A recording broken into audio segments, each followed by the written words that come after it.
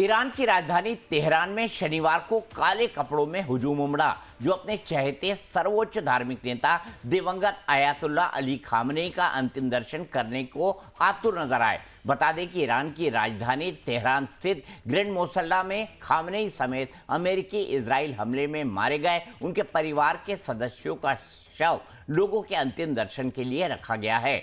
America और Israel के हमलों में मारे गए ईरान के दिवंगत सर्वोच्च नेता आयतुल्लाह अली खामनेई के कई दिन तक चलने वाले अंतिम संस्कार कार्यक्रम की शुक्रवार से ही शुरुआत हो गई। गौरतलब है कि फरवरी में ईरान युद्ध की शुरुआत में हुए हवाई हमले के पहले ही दिन 86 वर्षीय खामनेई की मौत हो गई थी। खामनेई के अंतिम संस्कार में शामिल होने के लिए ईरान के हर शहर और गांव से लोग राजधानी तेहरान आ रहे हैं। काले कपड़े शोका को लोग तड़के ग्रैंड मोसल्ला पहुंचे। कुछ लोगों के हाथों में बैनर और झंडे थे, जबकि शहर भर में लगे बड़े बड़े बोर्ड पर खामनेई की तस्वीरें दिखाई दी। बाहर मौजूद पुरुषों की भीड़ लयबद्ध तरीके से अपनी छाती पीटकर शोक जता रही थी। शिया समुदाय के अंतिम संस्कार में ये एक आम परंपरा है। अपनी मां के साथ अंतिम संस्कार में शामिल होने आई 27 साल के हनाने मौसवी ने रोते हुए कहा कि मैं अपने प्रिय नेता अली खामनेई को अंतिम विदाई देने यहाँ आई हूँ। मैंने कभी नहीं सोचा था कि ऐसा दिन देखना पड़ेगा। काश इस त्रासदी से पहले मेरी मौत हो गई होती। ग्रैंड मोसल्ला में बनाया गया खुला मंच उस मंच जैसा है जहाँ खामनेई कभी तेहरान शहर के बीचों बीच अपने परिसर में स्थित हुसैनिया में भाषण दिया करते थे। तेहरान स्थित वह परिसर 28 फरवरी को ईरानी युद्ध की शुरुआत में हुई इजरायली हवाई हमले में नष्ट हो गया।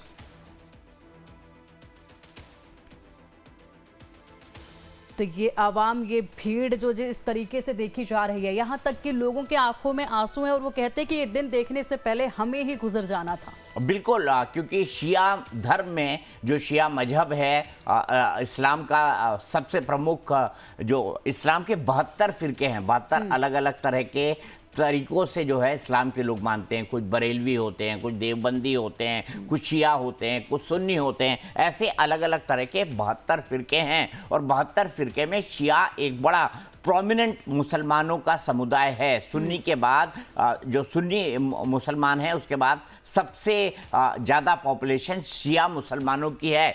मैं आपको ये बता दूं कि वहाँ पर जो आयतुल्लाह अली खामनेई या वहाँ पर जो भी आयतुल्लाह बनता है, आयतुल्लाह का मतलब ही वो शिया धर्म का सर्वोच्च धार्मिक गुरु है, सर्वोच्च मजहबी गुरु है और उसको भगवान के दर्जे की तरह माना जाता है। आपको पता होगा जब आयतुल्लाह अली खामनेई की जो है मौत हुई थी इस अमेरिका और इजराइल के संयुक्त हमले के अंदर, इस युद्ध के पहले ही दिन, तो भारत से कैसी तस्वीर आई थी। भारत में भी शिया समुदाय के लोग सार्वजनिक तौर पर रोते हुए दिखाई दिए थे और अमेरिका बड़े बड़े पोस्टर्स लगे हैं। बिल्कुल, और ये जो है शिया समुदाय में उनके लिए इमोशनल के साथ साथ जो देवतुल्य आप बोलते हैं ना, जिसको आप भगवान के बराबर या जिसको आप अपने भगवान के बराबर माने, ऐसे लिविंग अगर कोई एंटिटी है तो वो ईरान के प्रमुख धार्मिक नेता और ईरान के सुप्रीम लीडर हैं। इसीलिए आप देखेंगे पूरा ईरान जो है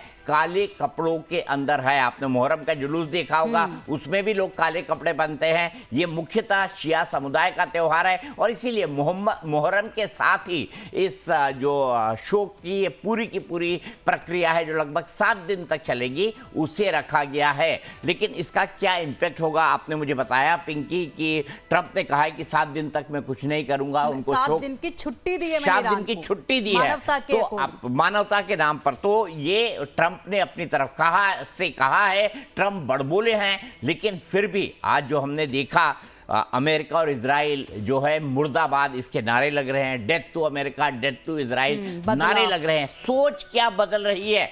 सोच बदलती हुई बिल्कुल नहीं दिखाई दे रही है। इस शक्ति प्रदर्शन का मतलब क्या है? आज ही मेरे पास एक व्हाट्सएप आया है, मेरे एक दोस्त हैं, जस्सी उनका नाम है, अमेरिका में रहते हैं, वॉशिंगटन में वो रहते हैं और 6 फॉर ट्रंप ये कैंपेन उन्होंने पूरा चलाया था।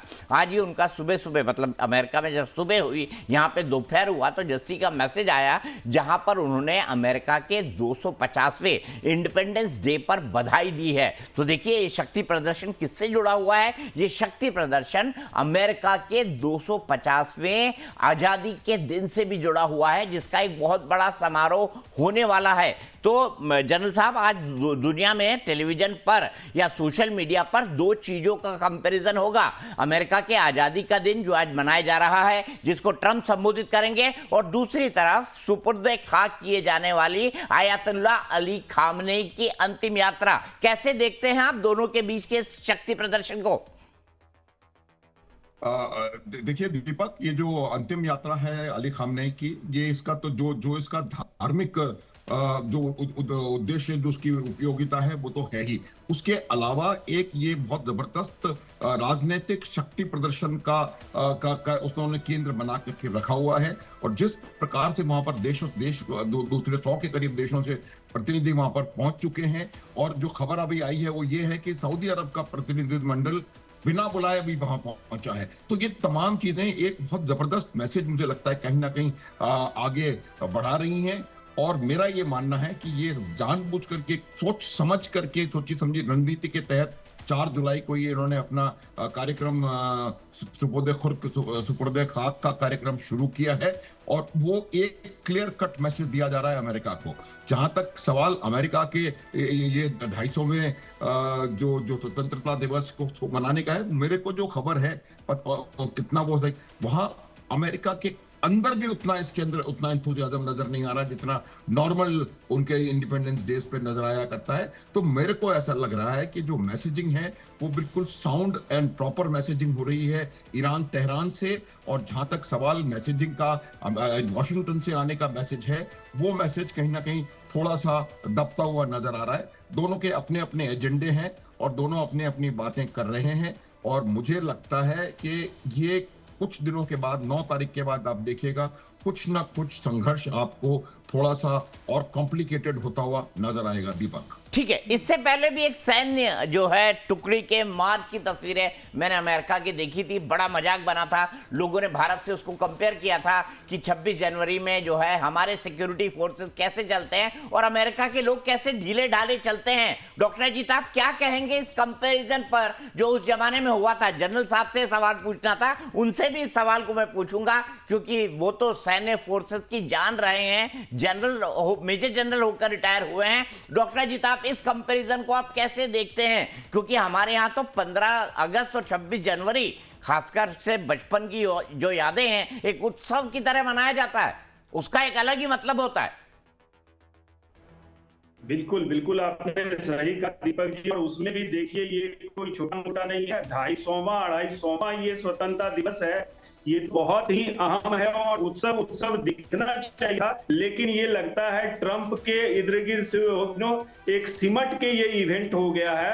और इसीलिए जनता का इन्वॉल्वमेंट और पॉलिटिकल क्लास का इन्वॉल्वमेंट भी लिमिटेड है, क्योंकि इसको ट्रंप अपना इवेंट बना लिए हैं और अपने को शोकेस करने के लिए वो ज्यादा इसमें मशगूल हो गए हैं। और जो थीम भी हुआ, हालांकि एक फ्रीडम 250 करके इनकी कमेटी भी बनी थी, कई सारे प्रयास हुए थे, लेकिन चूंकि ट्रंप ने अपने को ऊपर सुप्रीम रखा, इसलिए इस इवेंट में जो एक तरह से कह लीजिए कि होनी चाहिए थी उपस्थिति लोगों की, और उनका जो जोर शोर से होना चाहिए था, एक देश प्रेम की भावना, जैसा आपने कहा ना भारत जैसे देशों में होता है, वो तो कहीं दिख नहीं रहा है। और इन्होंने दुनिया में इसे मनाने के लिए खर्च तो बहुत प्लान किए, लेकिन वो जमीन पे वो भावना दिख नहीं रही है। और ईरान जो अभी इवेंट पैरेलली जिन्होंने किया, उसकी टाइमिंग कह लीजिए और उसकी एक उपस्थिति कह लीजिए या उसकी मैसेजिंग कह लीजिए, वो भी उसने भी कहीं ना कहीं इसको धूमिल किया है।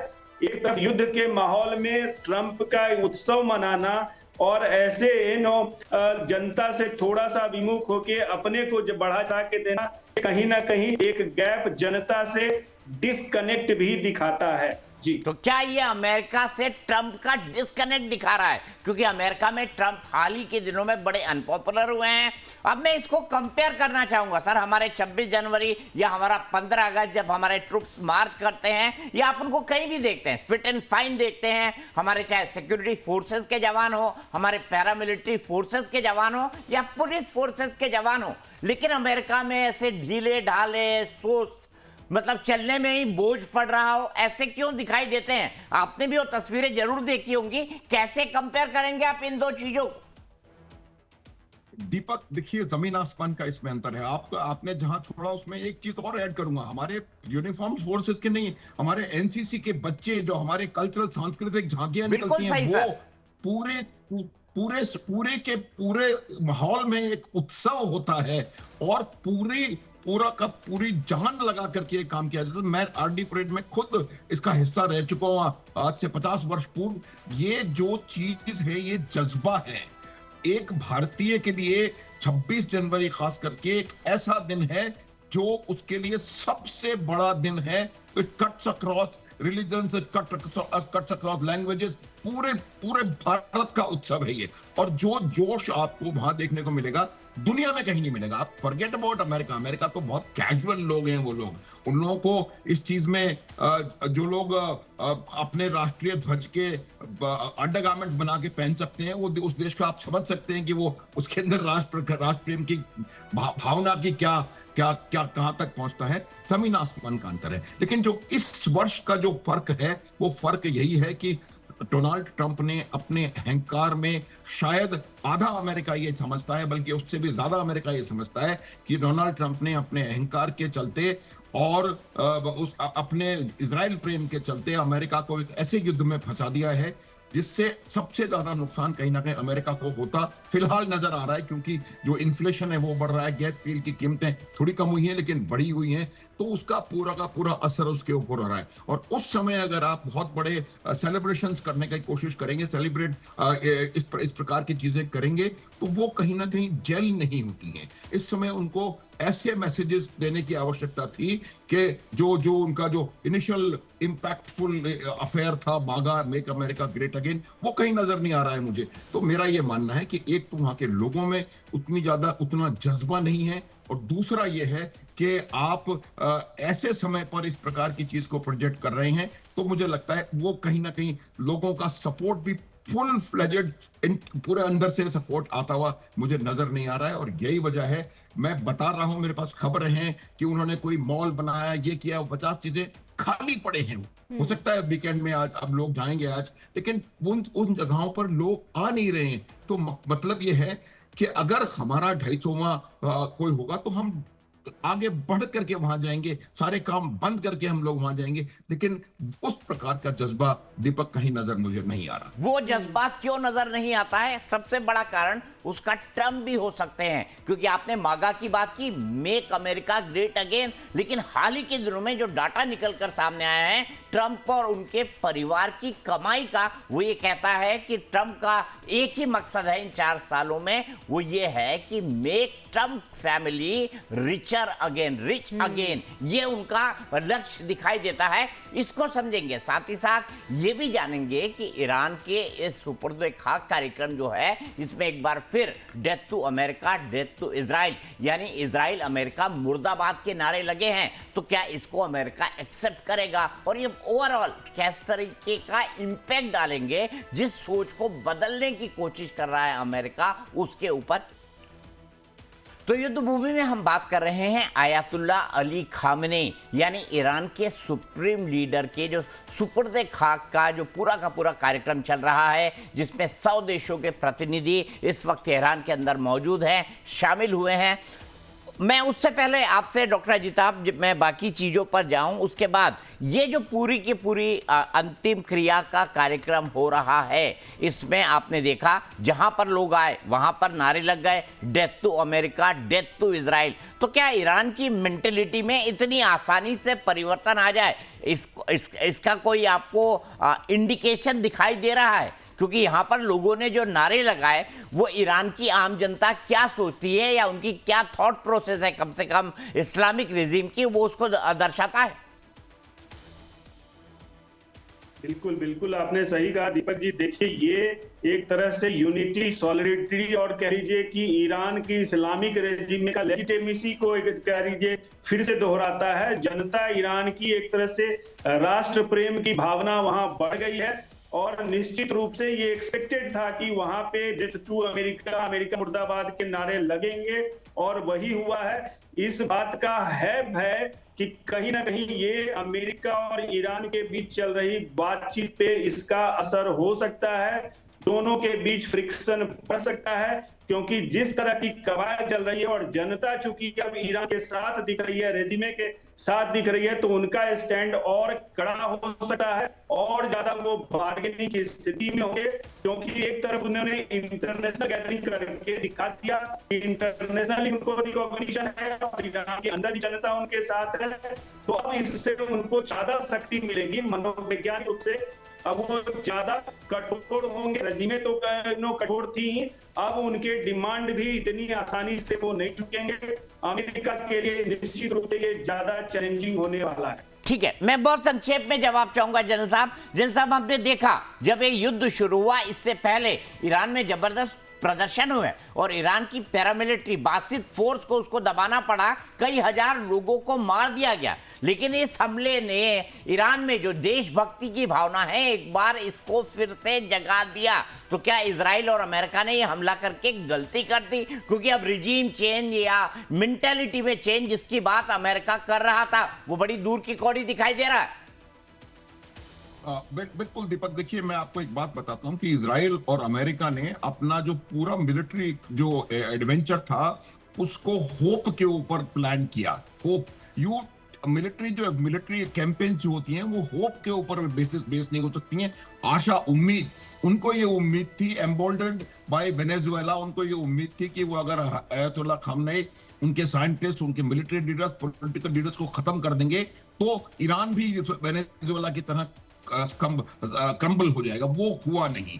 उसको दो वजह थी उसकी, एक तो वो था, दूसरा जो जनवरी में इनके वो प्रदर्शन हुए थे तो उनको लग रहा था कि इसका भी कहीं ना कहीं असर होगा और ईरान के जो लोग हैं, अवाम है, वो उठ करके खड़ी होगी इस रजीम के खिलाफ, जो कि हुआ नहीं।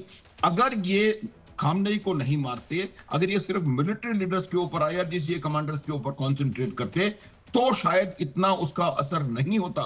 लेकिन खामनेई का एक अपना स्टेटस था, एक अपना स्थान था, चाहे वो प्रो रिजीम हो या एंटी रिजीम हो, चाहे वो ईरान में रहने वाला शिया हो या जम्मू कश्मीर में रहने वाला शिया हो या उत्तर प्रदेश में रहने वाला शिया हो या इराक में रहने वाला शिया हो या पाकिस्तान में, वो जो खामनेई थे वो तमाम शिया समुदाय के लिए एक बहुत बड़े रिलीजियस हेड के तौर पे थे। मैंने अपने आप देखा है कि कई जगह किसी शिया के घर में जाओ तो अयतुल्ला खामनेई की तस्वीरें वहां पर हुआ करती थी। आज से नहीं, कम से कम 15-20, लखनऊ में आपको कई जगह मिल जाएंगी, कई घरों में मिल जाएंगी।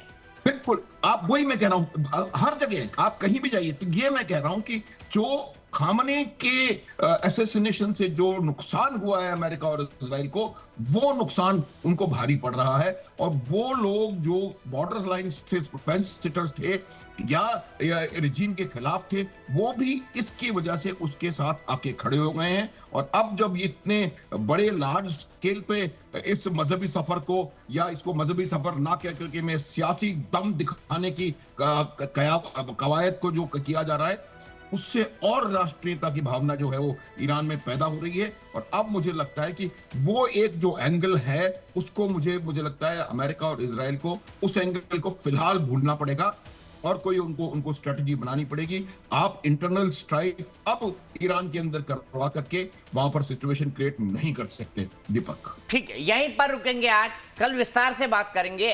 मंडे को मैं, कल भी पिंकी शो करेंगे, कल मैं नहीं करूंगा, लेकिन मंडे को हम विस्तार से बात करेंगे कि ट्रंप ने जो कमाया है, $1 बिलियन जो है ना उन्होंने क्रिप्टो में कमाया है। और सबसे बड़ी कमाई आपको पता है किस कंपनी से आई है?